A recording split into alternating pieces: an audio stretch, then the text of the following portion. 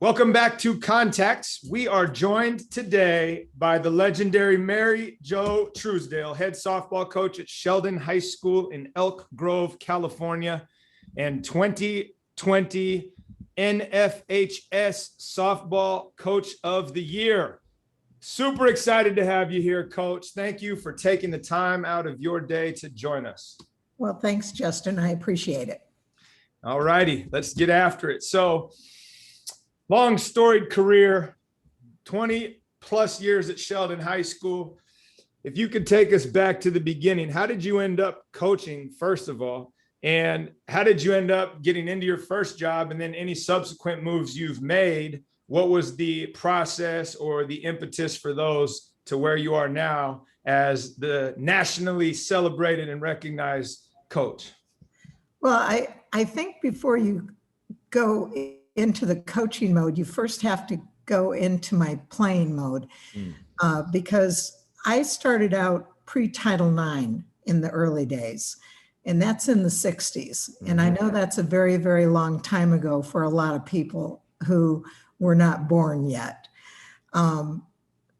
PE and athletics back then were very, very different than they are now. As a matter of fact, when I was growing up in southeastern Michigan, very small town, there were 86 in my graduating class. I knew everybody, everybody knew me. We had a girls' and a boys' gym, believe it or not. The boys' gym was about twice the size of the girls' gym. And the only sport available to us was basketball. And actually, it wasn't even 5-on-5 at that time. It was 6-on-6. We had 2 guards, 2 forwards, 2 rovers. For us to practice, we had to practice in the morning if we wanted to practice in the big gym. And so we would walk in the snow barefoot up the hill to get to the big gym. And that's what we would do. In order to play in the big gym, we got that occasionally. Most of the time we played in the small gym. The girls' gym is what it was called, actually. That didn't change until the 70s when I went to college, and then we played 5-on-5 then when I went to Albion College and small college in Michigan. There was softball when I was in high school, but it was in the summer, and it wasn't travel ball, except for we would get in my dad's station wagon with my high school PE teacher, who was our coach, and we'd drive around to different counties and we'd play against different towns. And that was about the closest to traveling that we would do. It wasn't, traveling to LA or Las Vegas or any of those towns. It was just traveling to Hudson or, some of those little towns in Michigan. I think there were a couple of travel teams in Michigan at that time. Lansing had a travel team. Grand Rapids might have had a travel team, but those weren't available for the small town girls at that point. I did go to Michigan State eventually, and I played softball there, and I played field hockey there, but I didn't play basketball because when I walked into tryouts, the girls were a little bit bigger. A little bit stronger. And so I offered myself up as a statistician there. And that's where I really decided that I thought I wanted to become a coach. I was able to watch the other side of the game. And basketball was actually my first love and my first coaching job when I went to Indiana. And I was a Spanish teacher there and a middle school PE teacher. And so I coached basketball at a middle school. Title IX came into effect when I first graduated from Michigan State, but it took years to implement.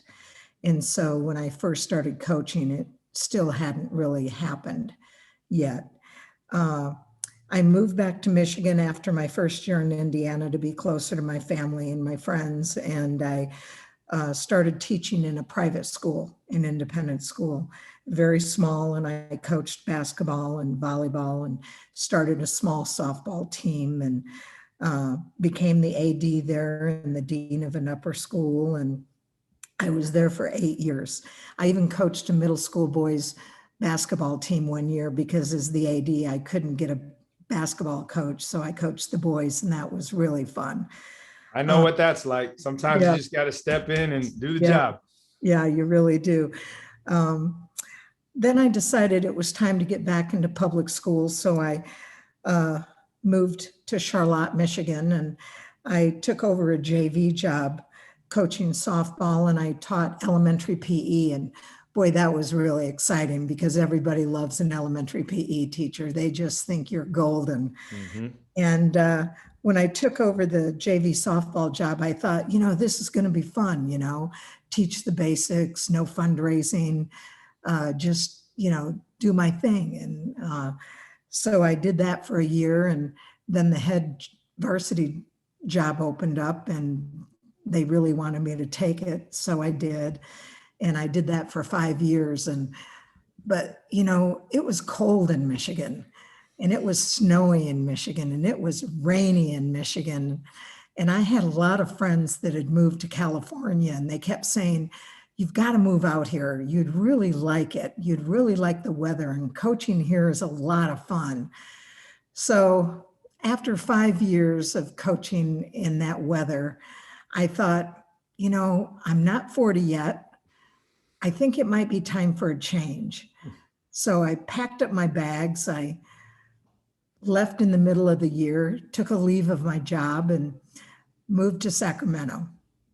I had a lot of friends, and I substitute taught in the Sacramento district, and watched a lot of softball in the spring. And it was during the drought, and I thought I had died and gone to heaven. No rain, no snow. I thought, I can do this. And so I looked at all the school districts, and I knew that Elk Grove was a pretty good one. And so I applied for Spanish jobs because I had been a Spanish teacher and really enjoyed teaching Spanish, and got a job at Elk Grove High School. And they had a JV softball position open, and I got that job. And I thought, this is really what I want to do the rest of my career. I'd like to coach JV, build the fundamentals without all the pressure, not have to worry about rankings and fundraising and newspapers and parents, and just really build the fundamentals of a program and work with the head coach. Well, within a year, the head coach stepped down, and they wanted me to take over the head job. And of course, I said yes. And there I was building another program. And at that time, the Elk Grove baseball program was, and still is, stellar. And a man named Gary Dreher was running it. And I loved that guy. He was it. He really was. And he became my mentor. And I wanted to build a softball program like he had built the baseball program. And so I decided that I wanted to become the Gary Dreher of softball. So I would watch his practices, and I would watch what he did. And I just worked hard and really tried to turn that program into what I thought would be a successful program. And so within a few years, we won 3 league championships and did pretty well in playoffs. Never won a section championship, but we did well. And then an opportunity came about where I could go to Sheldon and build a new program. And I'll tell you, leaving Elk Grove High School was the hardest thing I ever did, because I loved that school. I loved that program, but an opportunity to build a program once in your lifetime only comes around once. And the listeners might not know, but Sheldon opened from scratch, nothing except a physical plant. And that's what you got the opportunity to build something from ground zero. Right. And with just freshmen and sophomores. So I applied for a job at Sheldon, teaching Spanish and coaching softball, and I got the job and moved to Sheldon. We had the opportunity to either play JV or varsity, and I knew that many of those sophomores coming in probably would have played varsity at their regular school. And so I thought, why not? Let's play with the big girls. So we did. And it took a few years and we took our lumps, but by 2002, we had won a section championship. And the rest is kind of history. We've done well. We've worked hard. We've built a solid program, and it's been a nice ride. And 24 years later, here I am still at it, almost 70. I can't believe it. That's so awesome. And I've got a lot of threads to pull at here. So I want to go here. You're at Elk Grove. Yeah, I'll come back to the other stuff, but you're at Elk Grove and you're looking at Gary Dreher's program, and that's the model. This is what, not that I aspire to be Coach Dreher, but this is the model from which I want to build my foundation and my structure. And you were able to do that. And then in going to Sheldon, new circumstances, new situation, new kids, and you want to take that foundation with you. What I'm really curious about, and this question's different than I usually ask it because you had so many experiences coaching different sports and all these other things, but what were the core values that you finally landed on after watching Coach Dreher?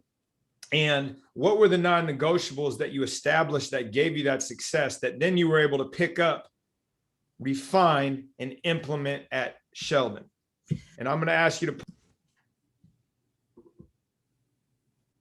Well, one of the things that I really focus on is dealing with parents, because that's a true love-hate relationship. You just never know what's going to happen with a relationship with a parent. One minute they love you, the next minute they hate you, and a lot of times you don't even know why. I mean, I had situations in both schools where I play the player and they like you. I play the player, they don't like you. I play the player, they like you. I move the player to a different position, they don't like you. And it's hard to figure that out. I think the important thing that I've done is I try to keep an open relationship, an open phone conversation, an open door with my parents. And I think the older that I've gotten, it's gotten easier, of course, for the parents to realize that I am open to conversation and there's no reason to be upset. We can have a conversation and we can discuss situations, but what I really prefer is that the athlete talk to me first. I think it's important that athletes learn to communicate what their issues are. And then if we can't resolve the issue, bring the parent in. One of the things that I did bring from both schools, that I instituted at both schools, that I wanted to mention, because you had asked the question, what has worked at both schools, is I use a little trick called playing for all the marbles. And what I do is I tell the girls that we are playing for all the marbles. And I do believe that when you step on the field, that you have to believe that you can win every game that you play. Otherwise, why are you there? And so what I do is if we win a game, I give them a marble. And I did that at Elk Grove, and I've continued to do that at Sheldon. But I've gotten a little more sophisticated. Now I try to give them a marble the color of the team that we're playing against. I found a company where I can order these marbles from. And so every game that we play, if we win a game, I give them a marble. There was a year where I didn't give them marbles, and I gave them like a ribbon, and it just didn't work. They did not like that.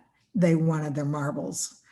And if I forget a marble that for a game, they don't like that at all. They want their marbles.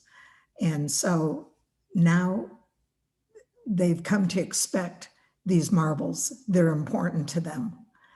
And for some reason, it's really something that they love.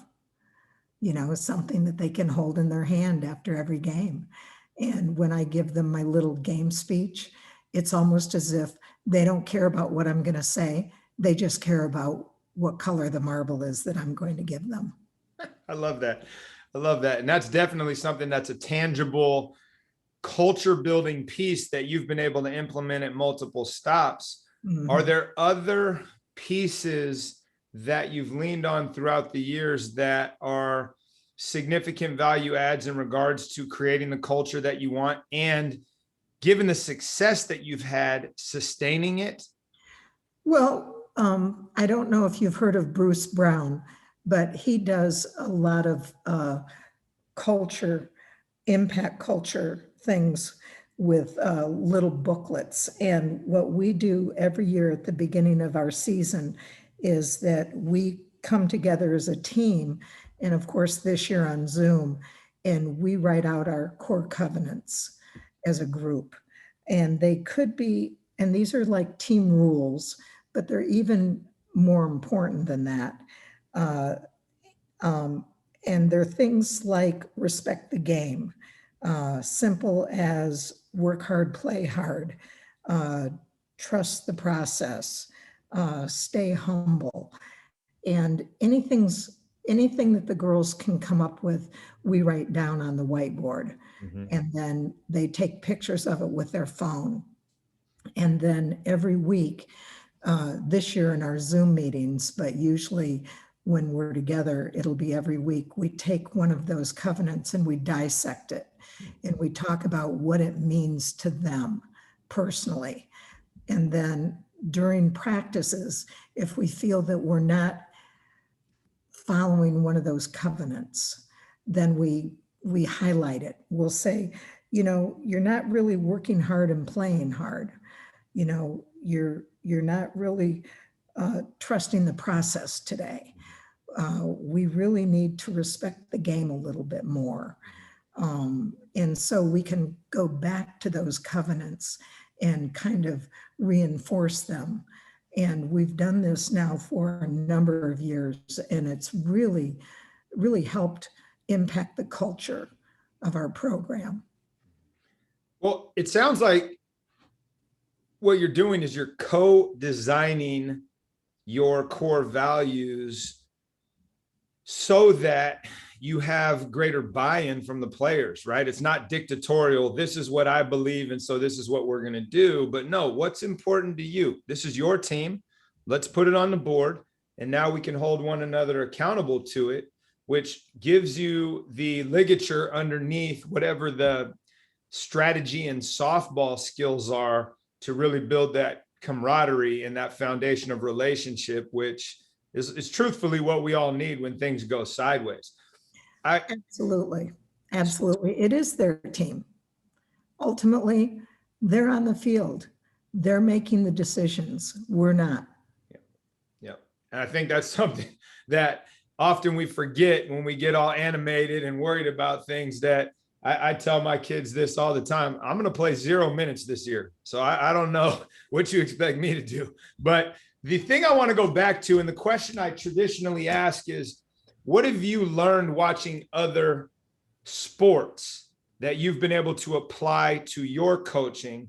And because of your diverse background, which is really fascinating to me to know, you started off as a basketball player, you're a 3-sport athlete in college, playing field hockey, which many in California don't know what that is, but it's a phenomenal sport. My daughter plays it. I love it. And then you kind of fell into softball, and that became your go-to. So you have this transformational and translatable experience from all these different sports that I'm sure you still lean on. And if you have any of those memories or those strategies, I'd love to hear them. But I'd also like to know, as you walk around campus and you watch the other hyper successful people and teams that you guys have, what have you been able to steal and implement that is maybe cross-disciplinary? You know, I think what I've really learned when I watch other teams play, whether they're on our campus or opponents, is that teams with energy who like each other the most win the most. Talent aside, I remember a playoff game that we were in a couple of years ago, and by far we were more talented. But when that team came out for pregame and they were practicing, in my head, I thought, they're going to beat us. And I didn't know what else I could do to get my team psyched up. Mm-hmm. And I knew that we were the better team, you know, in terms of skill level, but that other team, they liked each other better, mm-hmm. and they had more energy. And sure enough, they put it together. Mm-hmm. And that's really what I've learned. And that makes all the difference. You know, if they like each other and they have more energy, mm-hmm. they can outplay anybody. Yeah. Are there things that you've been able to take from your experience coaching volleyball, coaching basketball, that you've been able to somehow integrate into the way in which you approach softball? Because often we get caught in the weeds on strategy and maybe it doesn't apply, but then you think back in the days in which you described the 6-on-6 basketball, where 3 played defense, 3 played offense, it's a totally different beast. What are the ways in which you've tried to look at your sport through a different lens? You know, I think most importantly, you've got to take care of the whole player, and not just what's happening on the field, you know, and not just the player on the field. You know, you really do have to take into consideration what's happening off the field, whether it's with their family, whether it's politically, you know, what the climate is. You really have to be aware of what's happening. And I think I've learned that from coaching all the sports, and just kind of, it circles around to taking care of the whole player. So as you think about that, you've been doing this a long time and have probably adjusted the way in which you teach, the way in which you drill, the way in which you interact with student athletes based on what you just described. How would you offer for the listeners a description of how your approach to coaching has changed from when you first got into it until now? Are there things you can point to that are, yeah, when I started, I was here, and now I'm over here, and these are the things that I pour a lot of energy into? Well, I definitely, when I first started, I knew it all. I mean, I came out of college and I thought that, you know, I had everything nailed. You know, I knew the drills, I knew the strategies. I just knew what I was doing, and I just had it down. And I didn't listen. And so I was the dictator, and I was tough, and they were going to do it my way. And I was a yeller because that's what I thought worked. Mm-hmm. And that's what I thought got respect. Mm-hmm. And that's, you know, football coaches did it. And so I did it. And that's not who I am. And that's not what I've become. And I've definitely become a listener. And I think it's made all the difference in the world. I think and it's not that I wasn't successful, but I know I could have been more successful.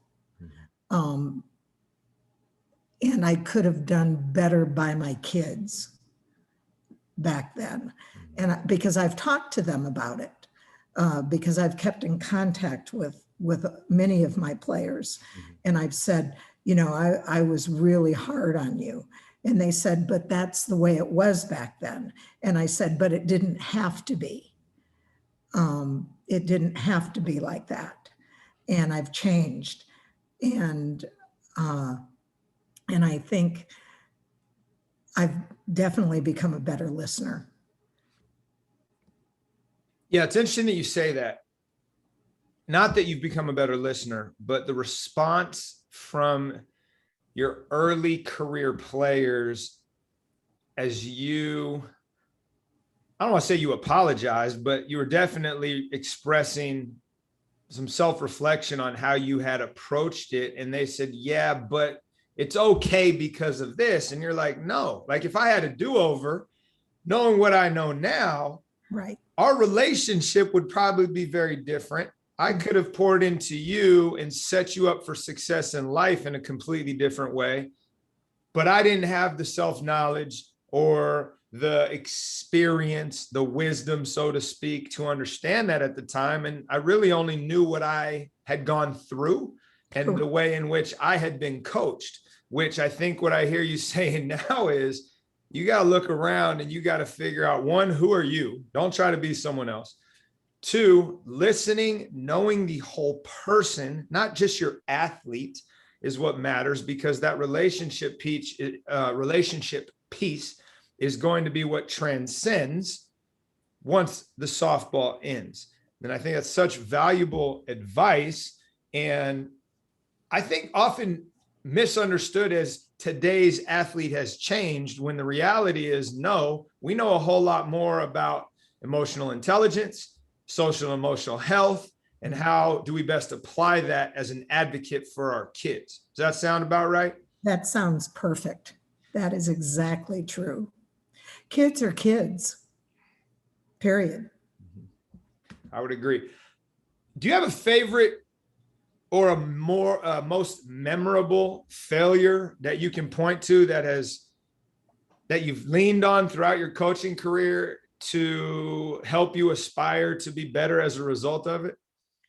Well, I had my first varsity experience in Charlotte, Michigan. My team went 4-24. Needless to say, that was difficult, not just for me, but for the players, because it's hard to step foot on a field and expect to win when you know that it may not happen.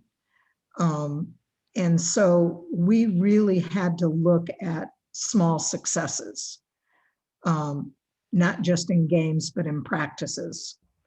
And so those small successes would come from things like, did you make contact with the ball when you were at bat? Did you run it out to first base? Did you field the ball properly? It was the little things that we focused on. And those were the little things that we recorded. And we would talk about post-game or post-practice.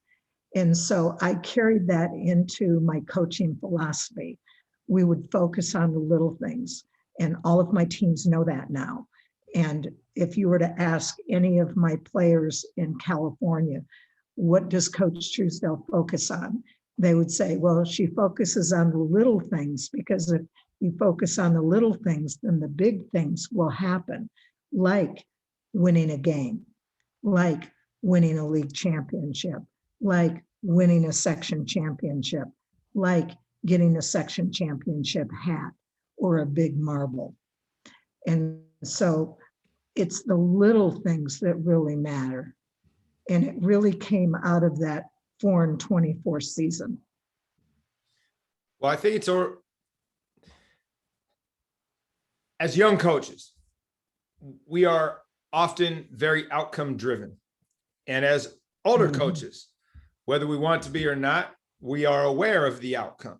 But the shift has usually happened to the process, what you describe as the little things, which then lead to that outcome. And so your ability to take that season and redefine success for your athletes in the way in which you did informed your philosophy that stays true through today, where I would imagine if I came out and watched you practice, it would be so simply complex in the things that you are drilling and constantly working on that are going to eventually lead to the compounding interest of winning games versus, hey, if you're a football coach, let's work on all these trick plays. It's like, no, this is what we do. We do these 5 things and we get great at them. And then ultimately that leads to success. And I think that's so valuable because that's what the great coaches do. And that's what the great athletes do. If you look at what Kobe poured his time into, it's the fundamentals and they're important and they never get boring. Right. Knowing that you've had so long to put this philosophy together and it's shown repeated success, right? It's like, here's the recipe. Let's go and cook this up in the kitchen. It makes me wonder if there's anything that you have recently changed your mind on from a coaching standpoint. I used to think this, and I've been reflecting and studying, and now I'm here. I think it's kind of what I mentioned before about looking outside of the fence more. I think I used to say, leave it outside the gate, leave it outside the gate. I don't think in today's world we can say that anymore. There have been too many things that have gone on that impact our young players to just say, leave it outside the gate. I think we need to help them process what's going on outside the gate. Because many of our players have been hurt by what's going on outside the gate. And I think if we can help them process that, we are the adult. And sometimes we are the adult in their life. And I think helping them process that can only lead to them becoming happier and healthier. Yeah. No, I love that. That's really interesting. And I hadn't thought about it until I was listening to you describe it. And given the noise that is in our human lives, let alone our teenagers' lives, with all the social media and the constant notifications and pulls at their attention, it's not as easy as it once was when, we still had to walk across the house with the phone with the 100-foot cord if you wanted to go get some privacy, to where, no, you can't, that stuff doesn't stop. So I think you're right. And how do you address it? Put it out there, take time away from softball to help these kids grow and get to the other side of whatever the things they're carrying with them are. And I think that's a really interesting share and something I'm going to sit with for a while. One more question as we wrap up. If you could somehow reach back in time and talk to the post-Michigan State coach getting into this for the first time, what advice would you have for your younger self? I would have given my players a voice earlier. And I think that's the biggest piece of advice. And also take more time for yourself. I think it's important to get that rest. And I would say that to any young coach so that they don't burn out, because there aren't a lot of us left. And it's important for younger coaches to go the distance, because coaches do burn out fairly early. And we need coaches. Absolutely. Well, I think that's interesting because you're right. It's like teaching, right? Whatever the national statistic is, that it's ridiculous how many teachers are out of the profession, and Right. coaches is probably the same by the first 2 or 3 years. Right. And I would say these days, the way in which people conduct themselves officiating probably has a worse statistic than coaches in teaching. Yes. But I want to go back to what you said earlier in regards to how important parent relationships have become for you as a more experienced coach, right? Because as a younger coach, when you described it was dictatorial, I was a yeller, it was my way, I didn't listen. The parents were probably getting the Heisman at that point, and they couldn't even get in the circle. So what would you say as you navigate relationships with parents where you described, look, they're playing, they were happy. They were playing, they weren't happy. Sometimes it just didn't matter. I had no idea. And I've always told my parents and kids at the beginning of the year, it's like, look, here's the difference between a coach and a parent. As a coach, I want the best 5 players to play. As a parent, you want the best 4 players and your kid to play. So we need to understand the different perspectives there so we can come together and understand one another. Right. What would you say have been the most important pieces of navigating those relationships, that while every conversation is different, there's standardized themes that you've been able to go back to help maybe that angry parent get to the other side and understand that you do have the best interest of their kid at the forefront of your mind? I think you have to be honest. You have to just lay it out there and say, these are who I think the best players are in terms of positional ranking. You know, I don't think that your daughter is as good as another player is at this position at this time. This is what I think your daughter needs to work on. Okay. I don't keep a lot of players on my team. But then again, at our school, we don't have a lot of kids come out for softball. We're a small program anyway. And so I don't have as many issues as maybe some of the other schools in our district that have, 18 to 20 some girls come out for the program. And I tend to talk to the parents in a big meeting at the beginning of the year, and I give them a booklet by Bruce Brown about the parent role. And so that helps because I have a pre-talk with parents about issues. So I don't really have as many issues with parents as I think some players or some coaches have. But I just try to be honest as I can be about where I think their daughter ranks in player position ranking. And, I give all my players as many opportunities as possible early in the season.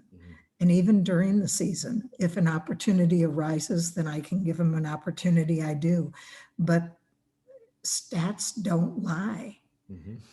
And when somebody is, 0 for 20, at bat and has made, 15 to 18 errors at a position, you eventually they can't be there. Right. I mean, that's the one thing about softball that's different than some other sports. Mhm. Yeah, I think it's one of the beauties of that game. And I spent 4 years coaching travel softball, and I always preach to my two daughters. It's like, hey, you just need to be one of nine. Doesn't matter where, be Right. versatile, be Right. able to play every position. And my eldest took that to heart, and she's behind the plate. She's pitching wherever she needs to be. And my younger one was like, no, I'm just going to play center field. So it's like, all right, well, what happens when there's a better center fielder? Who knows? But it's the statistical piece that you mentioned is a little bit different in softball because it's so objective. It's like, no, here's the math. It's simple. And here's what you're doing. And I think I've never fully understood why people get hung up on what position they play. I mean, whatever, you're on the field, you're on the field. And if you're not, you try to get on the field. And the understanding, I think, from a life lesson that we preach a lot is role definition matters, which is what I think you're talking about. And two, every role matters. And, Absolutely. you know, Gino Ariamo was giving this speech the other day that I got a chance to look at. And he said, hey, you don't think every role matters? Tell that to the guy that has to put the piano out on the stage at a Billy Joel concert. What happens if that piano doesn't get out there, right? How valuable is that guy? And it's describing, you know, how do you allow the athlete to be at the center of the equation, understand the value of their role, and let them describe that to the parent in a way that, hey, I feel whole. Stay out of this. This is my deal. It's my journey. You had your time. Right. Right. Well, Absolutely. yeah. So that's great. I appreciate you sharing that. I know that was off script, but it's been fun. Great to pick your brain on this. And I'm really hoping you get a chance to play this spring on the other side of COVID. Thank you, Justin. I appreciate the time.